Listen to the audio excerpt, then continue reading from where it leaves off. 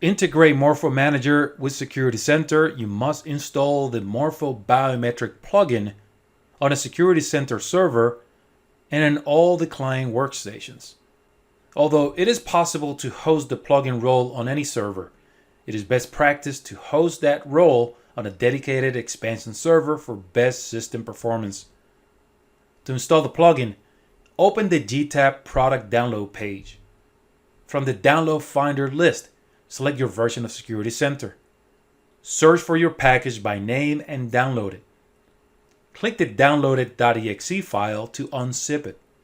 By default, the file is unzipped to the C drive Genetec folder. Stop all Genetec applications, including Genetec Server, Security Desk, and Config Tool. Open the extracted folder. Right-click the setup.exe file and click Run as an administrator. Follow the installation instructions. And on the Install Wizard completed page, click Finish.